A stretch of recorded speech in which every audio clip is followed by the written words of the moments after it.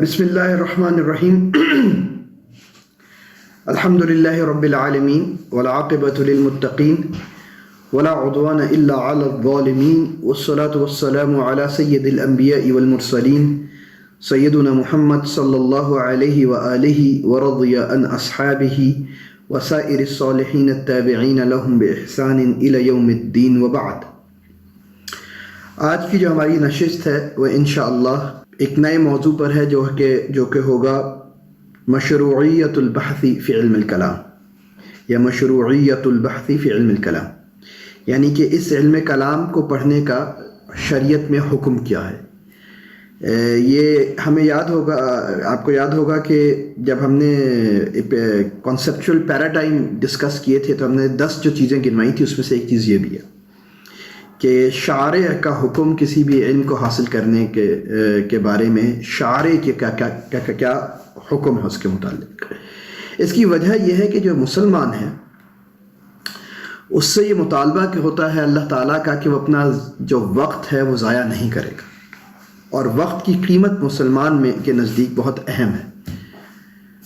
تو کیونکہ وقت بہت اہم ہے اور یہ جو دنیا ہے یہ مزرعۃ الآخرہ ہے کہ یہ دنیا جو ہے وہ یہ آخرت کی کھیتی ہے، تو اللہ تعالیٰ مومنین سے یہ مطالبہ بھی کرتے ہیں اور ان کی یہ چاہتے بھی ہیں کہ وہ اپنا وقت کسی لا یعنی مباحث کے اندر یا کسی لغو اور فضول کاموں میں ضائع نہ کرے۔ کیا ہوا؟ اسی وجہ سے ہمارے جو ائمہ ہیں ان کا یہ منہج رہا ہے اور ان کا یہ طریقہ کار رہا ہے کہ کسی بھی علم کو پڑھنے سے پہلے وہ اس کے بارے میں شارع کا یعنی اللہ تعالیٰ کا یا شریعت کا مزاج اور شریعت کا حکم جاننے کی بھی سعی کرتے ہیں، اور کوشش کرتے ہیں کہ کسی علم میں ٹائم لگانے سے پہلے یہ بات کلیئر ہو جائے تاکہ علی وجہ بصیرت وہ یہ علم کا سفر طے کریں۔ اسی وجہ سے یہ علم الکلام کے بارے میں بھی ہم کریں گے۔ دوسری ایک بہت بڑی وجہ علم الکلام کے بارے میں یہ بھی ہے کیونکہ علم الکلام ان چند علوم میں سے ہے شریعت کے یا اسلامی تراث کے، اسلامک ہیریٹیج کے، جس کے متعلق ایک سے زیادہ آراء امت میں رہی ہیں، ماضی میں بھی رہی ہیں اور حال میں بھی ہیں۔ اس وجہ سے کسی بھی ادارے سے علم الکلام یا علم الکلام کے طالب علم کے لیے یہ بات بہت ضروری ہے کہ جب بھی وہ اس علم کو پڑھنا شروع کرے تو مکمل شرح صدر کے ساتھ اور علی وجہ بصیرت شروع کرے، اور اس کے دل میں کسی قسم کا کوئی شک یا شبہ نہ ہو کہ یہ جو علم ہے اس کے بارے میں کیا شریعت میں کوئی تحفظات ہیں یا نہیں ہیں۔ یہ وہ وجہ ہے، یہ وہ بنیادی نقطہ ہے جس کی وجہ سے یہ ٹاپک ہمارے شیخ مشائخنا ڈاکٹر حسن شافعی نے اپنی کتاب میں لکھا، اور متقدمین علماء نے ہمیشہ سے اس موضوع کو اپنی کتابوں میں جگہ دی ہے۔ اگر ہم ایک اجمالی نظر ڈالیں علم الکلام کی تاریخ کے اوپر یا اس کی نشأت کے اوپر، اس کی ڈیولپمنٹ کے اوپر کہ کس طریقے سے علم الکلام ڈیولپ ہوا، تو ہم یہ بات دیکھیں گے کہ علم الکلام جو ہے یہ وہ علم ہے، جیسے کہ ہم نے اس کی ڈیفینیشنز اور تعریفات میں کیا ہے، جو عقیدہ اسلامی کو پڑھتا ہے، اسلامی عقائد کو پڑھتا ہے۔ لیکن جب یہ علم ڈیولپ ہونا شروع ہو گیا اور اس کے اوپر کتابیں لکھی جانے لگی اور اس کے اسکول آف تھاٹس یا اس کے مذاہب وجود میں آنے لگے، عربی زبان کے اندر یہاں ایک نقطہ ہے جو کہ ہامش کے اوپر ہے آن دا فٹ نوٹ، عربی زبان میں مذہب کا مطلب ہوتا ہے اسکول آف تھاٹ۔ یہ بات یاد رکھیے گا، ہماری کیونکہ اردو میں مذہب عام فہم میں مذہب مساوی ہے دین کے، تو یہاں میں اس معنی میں نہیں لے رہا، زبان کے اوپر ہمارا میرے کیونکہ چڑھا ہوا ہے اس وجہ سے میں وہی لفظ بولوں گا، تو اس وجہ سے یہ توجیح اور یہ توضیح بہت ضروری ہے کہ جب میں یہ کہوں مذاہب کلامیہ یا جب میں کہوں مذہب عشری یا مذہب معتزلی یا مذہب شیعی یا مذہب سنی، تو اس کی مراد یہ کوئی دین کے مساوی ٹرم نہیں ہے کہ اسلام اور اشاریت، اسلام اور معتزلیت، یہ مطلب ہرگز اس کا نہیں ہے، بلکہ اسلام میں جو اسکول آف تھاٹس پیدا ہوئے ان کو مذاہب کہتے ہیں عربی زبان کے اندر، جس کو ہم اردو میں مکاتب فکر کہتے ہیں۔ اردو میں اس کے جو لفظ ہے مکاتب فکر یا مکتبہ فکر، عربی میں مکتبہ فکر کو مذہب کہتے ہیں. تو جب علم الکلام کے مذاہب ڈیولپ ہونا شروع ہو گئے اور اس کے پر اس کے حلقات منعقد ہونا شروع ہو گئے اور اس کی تعلیم عام ہونے لگی، تو ظاہر سی بات ہے تمام انسانی کوششیں تھیں، انسانی کام تھے، تو ہر کوئی ایک نہج کے اوپر اس علم میں نہیں چلا کہ جس طرح ہر علم کے ساتھ ہوتا ہے. کچھ لوگ ایسے تھے جو کہ قرآن اور سنت کے منہج کے قریب ترین تھے، اور کچھ لوگ ایسے بھی پیدا ہوئے، کچھ تیارات اور کچھ مذاہب اور کچھ مکاتب فکر ایسے بھی پیدا ہوئے جو قرآن و سنت کے نہج اور قرآن و سنت کے منہج سے دور تھے. کچھ زیادہ دور تھے، کچھ کم دور تھے، اور کچھ عین مطابق، کچھ بہت قریب بھی تھے. تو وہ مذاہب جو کہ بہت دور نکل گئے کتاب و سنت کے منہج اور اس کے مزاج سے، جب ان کا چرچا ہوا تھا معاشرے میں کسی بھی وجہ سے، تو اس کے رد عمل کے طور کے اوپر علماء نے یہ بحث کرنا شروع کی کہ کیا یہ علم فائدہ مند بھی ہے کہ نہیں، کیا اس علم کو پڑھنا بھی چاہیے کہ نہیں پڑھنا چاہیے. ایک تو یہ وجہ بنی. دوسری وجہ جو بنیادی اس وجہ سے پہلی وجہ بھی تھی، یا اس وجہ کی بنیاد بنی، وہ چند ایسی نصوص ہیں قرآن اور سنت کی، اور قرآن اور سنت کے بعد پھر سلف متقدمین ائمہ کی، جو کہ نیگیٹو ایٹیٹیوڈ رکھتی ہیں علم الکلام کی طرف. ایک سلبی موقف اپنایا گیا ہے ظاہری طور پہ ان نصوص کے میں اس قسم کی کسی بھی علمی ایکٹیویٹی کے بارے میں. تو علماء نے اس کے اوپر بھی اظہار کیا کہ کیا یہ وہی علمی ایکٹیویٹی تو نہیں ہے جس کے اوپر شریعت نے یا پھر ائمہ نے ایک سلبی موقف اختیار کیا. تو ایک یہ ایٹیچیوڈ ڈیولپ ہو گیا تھا بہت ارلی ہسٹری کے اندر علم الکلام کے متعلق. تو وہ تیار جس کو علم الکلام کے متعلق ریزرویشنز تھیں، اگر ہم ان کا ایک اجمالی جائزہ لیں تو اس کے ہم 3 نقاط بیان کر سکتے ہیں. پہلا نقطہ جو ہے، جو کہ اس کی بنیاد رکھتا ہے، وہ اصولی طور کے اوپر متقدمین ائمہ کے کچھ ایسے اقوال ہیں جو کہ اس علم کے متعلق جن میں ایک منفی رویہ اختیار کیا گیا ہے. اور ان متقدمین علماء میں سر فہرست ائمہ اربعہ ہیں، جو کہ 4 سنی فقہی مذاہب کے مؤسسین ہیں، مطبوعین ہیں، اور ان کی غیر معمولی حیثیت ہے امت میں. ہمیشہ تاریخ میں بھی ان کی غیر معمولی حیثیت رہی ہے اور بجا طور پہ رہی ہے، اور ہماری حاضر میں بھی ائمہ اربعہ کی غیر معمولی حیثیت ہے اور بالکل بجا طور پر ہے. اس کے ساتھ ساتھ چند آراء امام جعفر صادق اور ان سے بھی منقول ہوئی ہیں. اور ان تمام آراء کی بنیاد اصل میں یہی 2 نقطے اور وجوہات ہیں جو کہ میں نے پہلے عرض کیے کہ پہلا ان تیارات اور ان مکاتب فکر کا اور ان مذاہب کا سوسائٹی کے اوپر اثر جو کہ علم قرآن اور سنت کے منہج اور مزاج سے ذرا ہٹ گئے تھے، اور چند نصوص دین کی قرآن اور سنت میں ان کی توجیہ. پہلا تو یہ گروپ بنا تھا، اور ان کے بہت سے اقوال شیخ ابن تیمیہ نے رحمۃ اللہ علیہ نے 8ویں صدی میں آ کر اپنی ایک مشہور کتاب ہے درء تعارض العقل والنقل، اس کے اندر کافی نصوص اس کی جمع کرتی ہیں. دوسرا جو گروہ تھا جو اتنے علم الکلام کے سے ریزرویشن کے وجہ سے پیدا ہوا، وہ گروہ تھا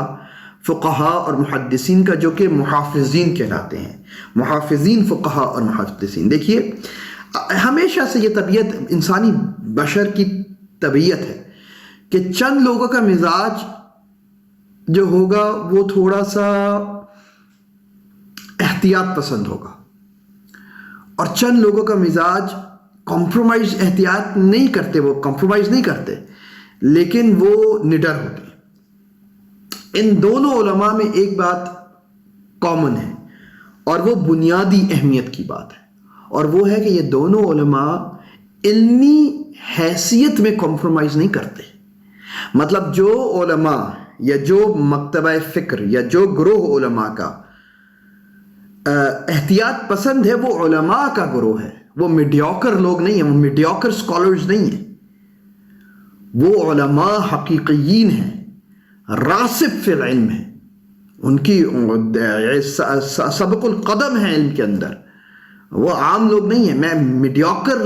لیول کے اکیڈمیشینز اور میڈیوکر لیول کے علماء کی بات نہیں کر رہا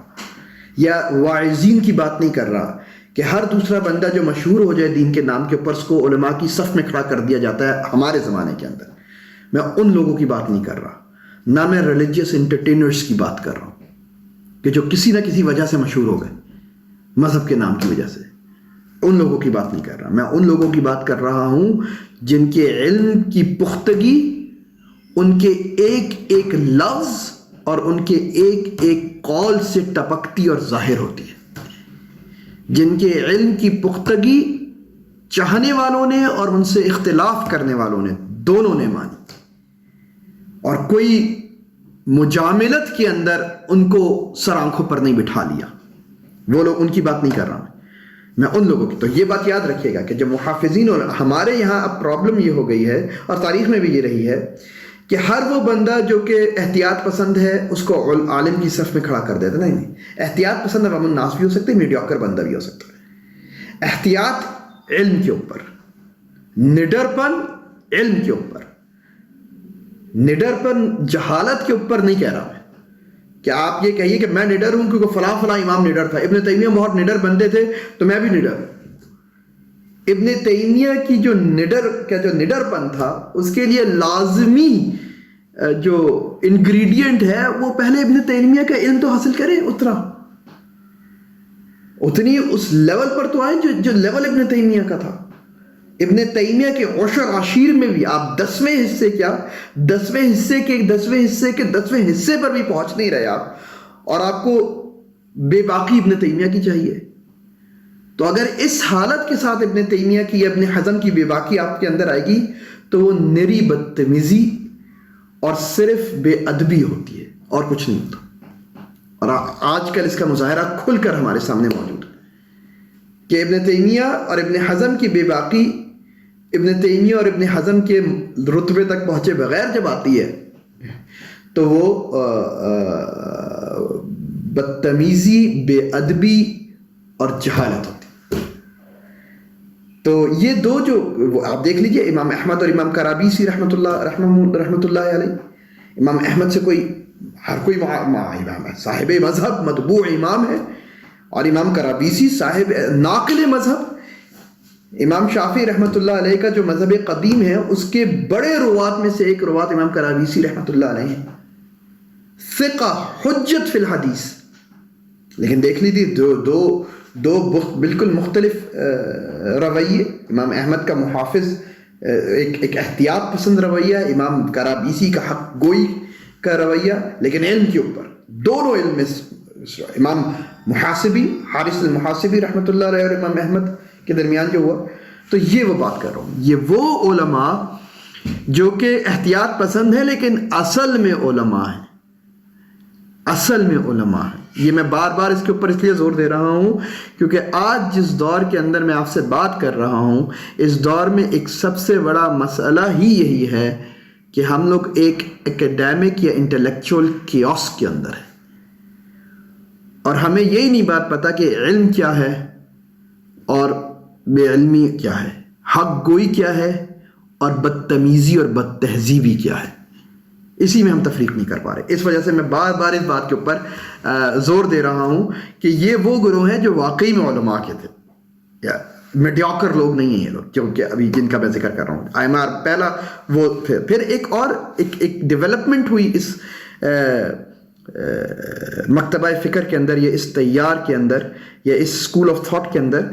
اور وہ ان محدثین اور فقہا کا تھا جو احتیاط پسند تھے, جنہوں نے علم الکلام کی یہ جو لوگ دور ہو گئے تھے منہج قرآنی سے اور مزاج قرآنی سے دور ہو گئے تھے علم الکلام والے لوگ, ان کے جب اثرات مجتمع کے اوپر دیکھے اور سوسائٹی کے اوپر دیکھے تو انہوں نے جرنلی اس کو ناپسند کیا اور جرنلی اس کو کنڈیم کیا, اور بعض اوقات اس کے حرام ہونے کا بھی فتویٰ دیا, لیکن اس کی تفصیل میں نہیں گئے. وہ تفصیل کے بغیر جرنلی یہ کمنٹ کیا کرتے تھے, جیسے کہ امام خطابی رحمۃ اللہ علیہ 5ویں صدی ہجری کے بہت بڑے حدیث، لغت اور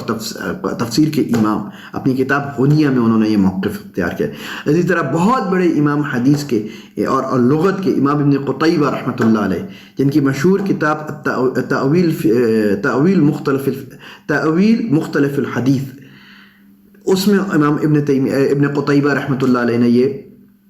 موقف اختیار کیا. اسی طرح شیخ الاسلام امام حروی رحمۃ اللہ علیہ نے اپنی مشہور کتاب ذم الکلام کے اندر یہی موقف اختیار کیا. پھر یہ تمام کے تمام انٹلیکچوئل تراث جو تھی، ہیریٹیج تھی، یہ امام سیوطی تک منتقل ہوا، اور 9ویں صدی ہجری کے اندر یا 10ویں صدی ہجری کے اندر امام سیوطی رحمۃ اللہ علیہ نے اس تمام احتیاط پسند مواد کو اپنی مشہور کتاب کے اندر، جو کہ کتاب کا عنوان ہی ان کے موقف کا بالکل واضح طور کے اوپر نشاندہی کر دیتا ہے، اپنی مشہور کتاب کے اندر انہوں نے اس تمام مواد کو جمع کر دیا، اور جس کتاب کا نام ہے صون المنطق والکلام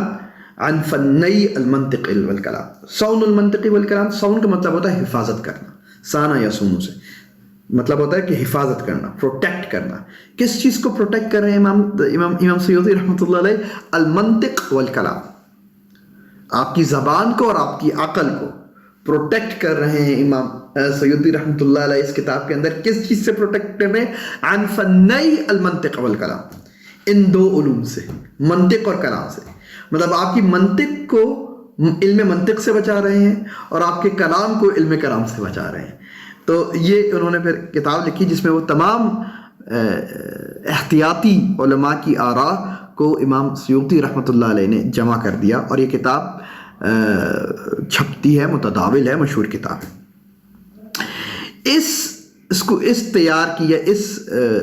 اسکول آف تھاٹ کے مقابلے میں ایک اور اسکول آف تھاٹ تھا جو کہ پرو کلام تھا، آپ کہہ سکتے ہیں اس کو، جو علم الکلام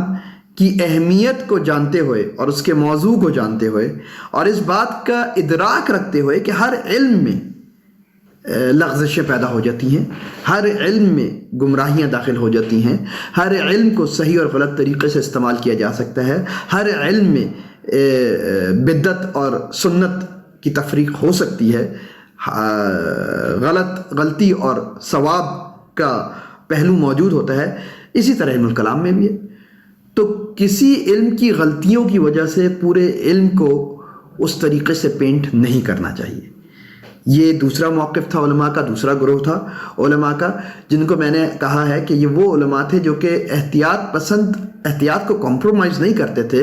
لیکن احتیاط کو at the stake of reality نہیں لیتے تھے، یا پھر احتیاط کو at the stake of objectivity نہیں لیا کرتے تھے. یہ زیادہ بہتر ہے، چلیے ریالٹی کا لفظ اگر ہم استعمال نہ کریں، لیکن احتیاط کو at the stake of objectivity, یعنی موضوعیت پر آنچ نہیں آنے دیتے تھے احتیاط کی وجہ سے. تو یہ گروہ پیدا ہوا جس نے علم الکلام کا دفاع کیا، بلکہ اور اس ادراک کے ساتھ کیا کہ علم الکلام صحیح بھی ہے اور غلط بھی ہے، اس کا صحیح استعمال بھی ہو سکتا ہے اور غلط استعمال بھی ہو سکتا ہے. غلط استعمال سے بچنا چاہیے، صحیح استعمال کی طرف ترغیب دی اور اس کو ڈیولپ کیا، جیسے کہ امام الحرمین الجوینی رحمۃ اللہ علیہ، جیسے کہ امام بیہقی رحمۃ اللہ علیہ، جیسے کہ امام غزالی رحمۃ اللہ علیہ، جیسے کہ امام نووی رحمۃ اللہ علیہ، جیسے کہ حافظ الدنیا امام ابن عساکر رحمۃ اللہ علیہ، جیسے کہ شارح مشکات امام طیبی رحمۃ اللہ علیہ، جیسے کہ مشہور مفسر قرآن اور اصولی امام جلال الدین المحلی رحمۃ اللہ علیہ، جیسے کہ شیخ الاسلام امام سبکی رحمۃ اللہ علیہ، جیسے کہ المحدث الفقیہ امام ابن حجر الحیتمی رحمۃ اللہ علیہ، ابن حجر العسقلانی فتح الباری والے نہیں، ابن الحجر الحیتمی رحمۃ اللہ علیہ، جو کہ بہت بڑے شافعی فقیہ تھے اور بہت عمدہ کتاب شافعی فقہ کے اندر انہوں نے لکھی ہیں، اور حدیث کے اوپر بھی انہوں نے کتاب لکھی ہے. تو یہ دو مزاج علم الکلام کے متعلق عمومی طور کے اوپر پیدا ہوتے ہیں. اب ان دونوں مزاجوں کی ہم یہ دیکھ لیں گے کہ ان کی بنیادیں کیا تھیں. پہلا مزاج کیوں پیدا ہوا اور کس بنیاد پہ پیدا ہوا، اور دوسرے مزاج نے کن بنیادوں پر پہلے مزاج کو جواب دیا. اگر ہم یہ دیکھیں کہ وہ علماء کا گروہ یا وہ طبقہ یا وہ اسکول آف تھاٹ یا وہ مذہب جو علم الکلام سے ایک ریزرویشن رکھتا تھا، ان کی ریزرویشن کی بنیادیں ہم 6 بنیادیں پیش کر سکتے ہیں. پہلی بنیاد ان کی ریزرویشن کی وہ آثار ہیں اور وہ نصوص ہیں شریعت کی، قرآن کی اور سنت کی، جس میں جدل سے اور جدال سے اور شک سے اللہ تعالیٰ نے اور رسول اللہ صلی اللہ علیہ وسلم نے منع فرمایا ہے، اور متشابہات میں پڑھنے سے اللہ تعالیٰ نے منع فرمایا ہے. جیسے کہ اللہ تعالیٰ سورہ آل عمران کے اندر فرماتے ہیں اعوذ باللہ من الشیطان الرجیم هو الذی انزل علیک الکتاب منہ آیات محکمات ہن ام الکتاب واخر متشابہات فاما الذین فی قلوبہم زیغ فیتبعون ما تشابہ منہ ابتغاء الفتنة وابتغاء تأویلہ. یہ جو اللہ تعالیٰ فرماتے ہیں کہ اللہ وہی ذات ہے، وہی اللہ ہیں جنہوں نے اے نبی صلی اللہ علیہ وسلم آپ کے اوپر اس کتاب کو نازل کیا ہے. منہ آیات محکمات، ان میں سے چند آیات ہیں جو محکم آیات ہیں. وَأُخَرَ متشابہات، وَأُخَرُ متشابہات،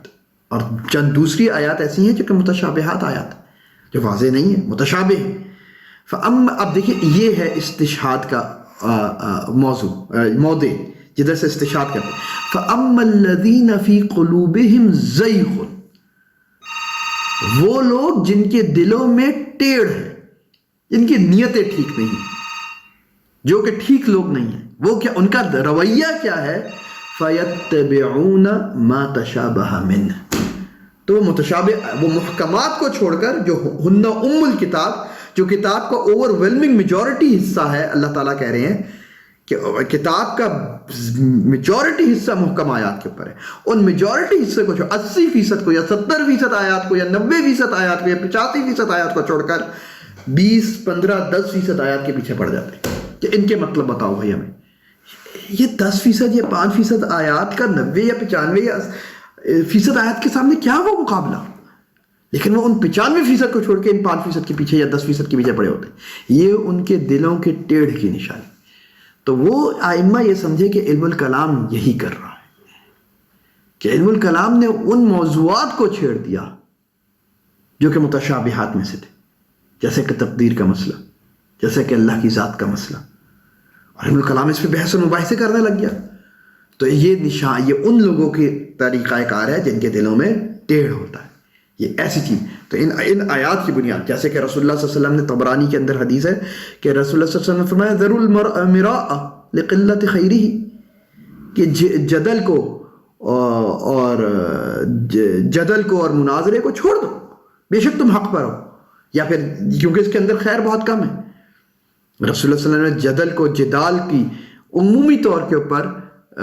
حوصلہ شکنی کی ہے. اور اسی طریقے سے رسول اللہ صلی اللہ علیہ وسلم کی وہ حدیث جو کہ سنن ابن ماجہ کے اندر ہے اور صحیح حدیث ہے اس کی، امام زوائد، صاحب زوائد، امام صاحب زوائد ہیں، زوائد علی سنن ابن ماجہ، امام بصیری رحمۃ اللہ علیہ. یہ قصیدہ بصیریہ والے نہیں ہیں، یہ بہت بڑے محدث ہیں ایک امام بصیری رحمۃ اللہ علیہ، ان کی یہ بہت ہی عمدہ کتاب ہیں الزوائد. انہوں نے ایک سے زیادہ زوائد لکھی ہیں، اور یہ ابن ماجہ کے اوپر انہوں نے ایک زوائد لکھی ہے. اس کے اندر امام بصیری رحمۃ اللہ علیہ کہتے ہیں اس حدیث کی سند صحیح ہے کہ اور یہ مشہور حدیث کہ رسول اللہ صلی اللہ علیہ وسلم ایک بار باہر تشریف لے کر آئے اپنے حجرے سے، تو انہوں نے چند اصحاب کو تقدیر کے معاملے کے اوپر بحث کرتے ہوئے دیکھا. تو رسول اللہ صلی اللہ علیہ وسلم کا چہرہ مبارک غصے میں لال ہو گیا، اور رسول اللہ صلی اللہ علیہ وسلم کو بالکل رسول اللہ صلی اللہ علیہ وسلم کو غصہ نہیں آتا تھا، لیکن یہ چند ان نادر مواقع ہیں جن میں رسول اللہ صلی اللہ علیہ وسلم کو اس طرح غصے میں دیکھا گیا. اور رسول اللہ صلی اللہ علیہ وسلم نے غصے میں فرمایا کہ وَبِهَذَا أُمِرْتُمْ أَوْ لِهَذَا خُلِقْتُمْ، کیا اللہ نے تمہیں یہ حکم دیا کہ یہ حرکت کام کرو؟ کیا تم اس لیے تخلیق پیدا کیے گئے ہو کہ ان چیزوں میں پڑھ کر بحث و مباحثہ کرو؟ تضربون القرآن بعدہ ببعد، کہ قرآن کی ایک آیت کو دوسری آیت سے لڑا رہے ہو. تو یہ جو ہے، اور رسول اللہ صلی اللہ علیہ وسلم نے فرمایا، جیسے کہ طبرانی ہی میں اور بیہقی میں حدیث ہے جو کہ حسن کے درجے میں آپ پہنچ جاتی ہے، جس میں رسول اللہ صلی اللہ علیہ وسلم نے فرمایا تفکروا فی آلاء اللہ ولا تفکروا فی ذات اللہ، اللہ کی نعمتوں کے بارے میں تو تفکر کرو لیکن اللہ تعالیٰ کی ذات کے بارے میں تفکر نہ کرو. تو یہ وہ بنیادی احادیث اور آیات ہیں قرآن کی جس میں اللہ تعالیٰ نے متشابہات کے پیچھے پڑنے سے، متشابہات کی ٹو میں لگنے سے، اور پھر جدل، جدال اور ان چیزوں سے منع فرمایا ہے. اور علم الکلام میں یہ دونوں چیزیں ان علماء کو بہت واضح نظر آئی. جدل جدال مخالف کے ساتھ اور چند ایسے موضوعات کے اوپر بحث کرنا جو عقیدے کے بنیادی موضوعات ہیں، جیسے تقدیر کا مسئلہ اور ذات اللہ کا مسئلہ، اس میں پڑ جانا. تو اس وجہ سے ان علماء نے ایک ریزرویشن اپنی رکھی علم الکلام کے ذریعے سے. دوسری علماء یہ بات کہتے تھے، دیکھیے کہ صحابہ جو صحابہ کی جنریشن ہے وہ خیر القرون ہے، یہ اس امت کی بہترین جنریشن ہے، اور یہ وہ جنریشن ہے جس نے سب سے زیادہ شریعت کو سمجھا. صحابہ سے زیادہ شریعت کو کوئی نہیں سمجھتا تھا، کیونکہ ان کے سامنے شریعت نازل ہو رہی تھی، کیونکہ انہوں نے شریعت کو اس سے سمجھا تھا جو کہ خود صاحب شریعت تھے علیہ الصلاۃ والسلام. تو ان سے زیادہ شریعت کو کسی نے نہیں سمجھا، ان سے زیادہ دین کے بارے میں غیرت کسی کو نہیں ہے، کسی کی نہیں ہے، اور ان سے زیادہ دین کی نصرت اور حفاظت کا جذبہ علی وجہ بصیرت کسی میں نہیں ہو سکتا. یہ ایک بیسک ہمارا بنیادی آرگیومنٹ ہے اہل سنت والجماعت کا، ٹھیک ہے. تو یہ تمام خصوصیات دین کے متعلق ہونے کے باوجود صحابہ نے علم الکلام کے اوپر کوئی بات نہیں کی. صحابہ نے علم الکلام کی طرز پر کوئی تفکیری یا فکری کاوش نہیں کی، جبکہ وہ اسی وقت فقہ فتوے اس کے اندر انہوں نے کھل کر حصہ لیا، لیکن علم الکلام میں نہیں لیا. تو اگر علم الکلام جیسا کہ متکلمین کہتے ہیں کہ عقیدے کی نصرت اور اس کا وہ ہے، تو صحابہ زیادہ تھوڑی تھا ان کو عقیدے اسلام کی نصرت کا جذبہ اور اسلام کی نصرت کا خیال، جبکہ انہوں نے فقہ کے اوپر بات کی، فتوے کے اوپر کام کیا، پڑھایا فقہ کو اور فتاوا کو سب کو، لیکن علم الکلام کو نہیں کیا. تو اگر انہوں نے علم الکلام کو نہیں کیا جبکہ وہ خیر الامت ہیں، تو ہمارے لیے بہتر وہی ہے کہ ہم وہی کریں جو صحابہ نے نہیں کیا. اب پہلے جو دو بنیادی نقطے تھے، ان بنیادی نقطوں کو بنیاد بناتے ہوئے تیسرا نقطہ ہوا ہے، مطلب قرآن اور سنت کی نصوص اور صحابہ کا تعامل اور طرز عمل. اس کی بنیاد پر چند ایسے آثار اور چند ایسی روایات ہم تک منقول ہوئی سلف الصالحین یا ائمہ سلف کی، جنہوں نے علم الکلام سے ایک منفی رویہ اختیار ہمیں نظر آتا ہے ان کی ان آثار میں، یا ایک ریزرویشن تو نظر آتی ہے، یا ایک سلبی پہلو نظر آتا ہے، ان کا ایک سلبی ایٹیچیوڈ نظر آتا ہے، رویہ نظر آتا ہے علم الکلام کی طرف. اور ان سلف الصالحین ائمہ سلف الصالحین میں سر فہرست ائمہ اربعہ ہیں. ائمہ اربعہ مؤسسین مذاہب الاربعہ، جو کہ امام اعظم امام ابو حنیفہ رضی اللہ تعالی عنہ، امام دار الحجرہ امام مالک رضی اللہ تعالی عنہ، امام المطلبی امام الشافعی رضی اللہ تعالی عنہ، اور امام اہل السنہ و امام الحدیث امام احمد بن حنبل رحمۃ اللہ علیہ و رضی اللہ تعالی عنہ. اس کے ساتھ ساتھ امام اہل البیت امام جعفر صادق رضی اللہ تعالی عنہ علیہ السلام، ان سے بھی ایسی ہی روایات ہیں جیسی ان چاروں سے. جیسے کہ امام صاحب رحمۃ اللہ علیہ، امام ابو حنیفہ رضی اللہ تعالیٰ عنہ رضی رحمۃ اللہ علیہ سے روایت ہے، یہ منقول ہے روایت کہ انہوں نے اپنے بیٹے حماد کو علم الکلام پڑھنے سے منع فرمایا تھا. انہوں نے جب اپنے بیٹے کو دیکھا کہ وہ علم الکلام میں بہت شوق رکھتے ہیں اور علم الکلام پڑھ رہے ہیں، تو امام صاحب رحمۃ اللہ علیہ نے ان کو روک دیا اور حماد کو اجازت نہیں دی اپنے بیٹے کو کہ وہ علم الکلام پڑھیں. امام صاحب نے اپنے اس بیٹے کا نام اپنے استاد اپنے شیخ امام حماد کے نام کے اوپر رکھا تھا. اسی طریقے سے امام شافعی رحمۃ اللہ علیہ سے یہ قول منقول ہے اور معروف ہے کہ امام شافعی رحمۃ اللہ علیہ کہتے تھے، اور یہ بڑا سخت قول ہے، کہ لو علم الناس ما فی الکلام من الاہواء لفروا منہ کما یفرون من الاسد، کہ اگر عوام الناس اور لوگوں کو پتہ چل جائے کہ علم الکلام میں کس طریقے کی خواہشات اور اہواء کا عمل دخل ہے، تو وہ علم الکلام سے اس طریقے سے دور بھاگے جس طرح وہ شیر سے دور بھاگتے ہیں. وَلِأَن يَلْقَ اللَّهَ الْعَبْدُ بِكُلِّ ذَنْبٍ سِوَى الْإِشْرَاكِ، کہ اور یہ ایک بندے کے لیے، عبد کے لیے، اللہ کے بندے کے لیے اس کے لیے بہتر ہے کہ وہ اللہ سے اس حالت میں ملے سوا شرک کے، کہ اللہ سے وہ کسی بھی بڑے گناہ کی حالت میں مل لے شرک کے علاوہ، اس سے بہتر ہے کہ وہ علم الکلام سیکھ کے اللہ کے سامنے پیش ہو۔ اور امام شافعی رحمۃ اللہ علیہ فرماتے تھے کہ اور میرا حکم علم الکلام میں علم الکلام والوں کے لیے یہ ہے کہ ان کو کوڑے لگائے جائیں اور ان کو لوگوں کے درمیان کوڑے لگا کر اور پھرایا جائے، اور ساتھ یہ کہا جائے کہ یہ حال ہوتا ہے ان لوگوں کا جو کتاب اور سنت کے روگردانی کرتے ہیں اور کتاب و سنت کو چھوڑ دیتے ہیں۔ امام مالک رحمۃ اللہ علیہ فرماتے تھے کہ کلام میں کوئی خیر نہیں ہے، علم الکلام میں کوئی خیر نہیں، اور اسی طریقے کا قول امام احمد رحمۃ اللہ علیہ کے بارے سے بھی منقول ہے۔ امام احمد رحمۃ اللہ علیہ کہتے تھے کہ علم الکلام میں کوئی خیر نہیں۔ یہ ایسی قسم کا قول امام ابو یوسف قاضی ابو یوسف رحمۃ اللہ علیہ سے ہے کہ وہ کہتے تھے علم الکلام اہل کلام کی شہادت قبول نہیں کروں گا میں، مطلب وہ اس قابل ہی نہیں ہے کہ وہ گواہ بن سکیں، ساقط العدالہ ہیں۔ یہ تیسری بات وہ نقطہ ہے جو کہ اس اسکول آف تھاٹ کی وجہ بنا۔ چوتھی بات یہ کہ ان علماء نے یہ بات دیکھی کہ بہت سے متکلمین جو ہیں ان کا رویہ سنت نبویہ کی طرف کوئی خاص اچھا نہیں ہے، بلکہ وہ سنت نبویہ کو کوئی امپورٹنس زیادہ نہیں دیتے۔ جیسے کہ نظام سے تو یہ بھی بات مشہور ہے کہ وہ خبر متواتر تک میں شک کیا کرتا تھا، اور یہ بات مشہور ہے، مطلب مشہور کہی جاتی ہے علم الکلام یا متکلمین کے بارے میں کہ وہ سنت کو اتنی امپورٹنس نہیں دیتے۔ تو استہانہ بمکانت السنہ یا الحط من مکانت السنہ، سنت کو اپنے درجے سے نیچے گرانے کے مرتکب ہوئے اہل کلام، اور ہر کسی کو یہ بات پتہ ہے کہ سنت کا مقام تشریع کے اندر کتنا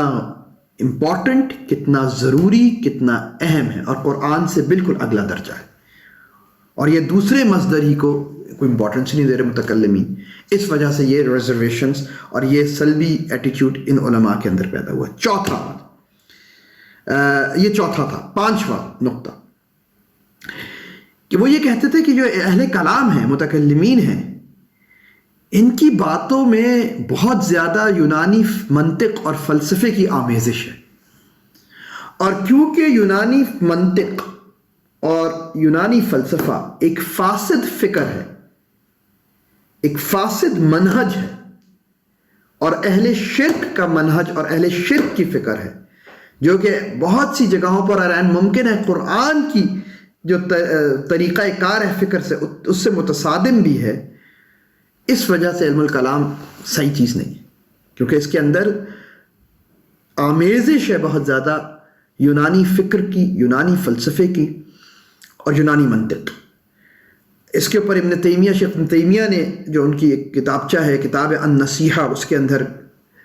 تفصیل سے لکھا ہے اس نقطے کے اوپر۔ اسی طریقے سے جو امام سہروردی البغدادی ہیں، مشہور صوفی، ان کی مشہور کتاب ہے رشف النصاح الایمانیہ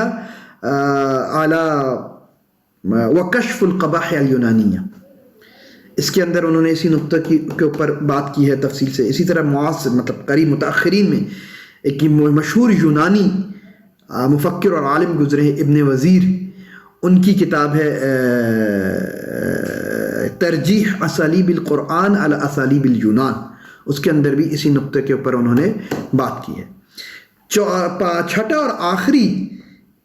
جو نقطہ تھا اس اسکول آف تھاٹ کا وہ یہ تھا کہ دیکھیے یہ جو کلامی بحث اور مباحثے ہیں نا، اور کلامی موضوعات اور کلامی طریقہ ہے، اس نے امت میں تفرقہ ڈال دیا، اس کی وجہ سے امت میں فرقہ بازی ہوتی۔ جب یہ لوگ بات کرتے ہیں تو یہ ایک اپنے مخالف کی تکفیر کرتے ہیں، تکفیر کا فتنہ امت کے اندر آئے، امت میں تشتت، تمزق، فرقہ واریت پیدا ہوئی، شیعہ مختلف احزاب اور فرقے بن گئے، اور عقیدے کے اندر بدعت پیدا شروع ہو گئی، جو وہ عقیدے میں بدعت عمل میں بدعت سے زیادہ خطرناک اور گمبھیر ہے۔ تو کیونکہ یہ علم تحزب اور تفرقے بازی کی طرف لے کے گیا، اس وجہ سے اس علم کے اندر خیر نہیں۔ تو اس علم سے بچ کے رہنا چاہیے، اس علم کو اس علم میں پڑھنا نہیں چاہیے، اور اس علم سے کنارہ کشی اختیار کرنی چاہیے۔ یہ وہ 6 نکات یہ ہیں جن میں ہم سمرائز کر سکتے ہیں اجمالی طور کے اوپر اس مکتبہ فکر کو یا اس تیار فکری کو، فکری تیار کو جو کہ متکلمین یا علم الکلام کے مخالف سمت میں کھڑی ہو، اور انہوں نے علم الکلام کے متعلق ریزرویشنز اپنی رکھی. ان 6 بنیادی نکات کو اب ہم اپنی اگلی نشست میں انشاءاللہ step by step number wise دیکھیں گے کہ وہ گروپ علماء کا یا وہ مکتبہ فکر جو کہ علم الکلام کی مخالف نہیں بلکہ علم الکلام کے ساتھ کھڑا ہوا، وہ ان 6 نکات کے اوپر کس طریقے سے بات کرتا ہے اور ان 6 نکات کا اور ان 6 بنیادی سوالات کا کس طریقے سے جواب دے رہا ہے. یہ ہم انشاءاللہ اپنی اگلی نشست میں دیکھیں گے، ایک نمبر وائز ایک نقطے کو ہم ٹیکل کر لیں گے. وقول قولی ھذا استغفر اللہ لی ولکم ولسائر المسلمین والمسلمات سبحانک اللہم وبحمدک نشہد ان لا الہ الا انت نستغفرک ونتوب الیک. السلام علیکم ورحمۃ اللہ.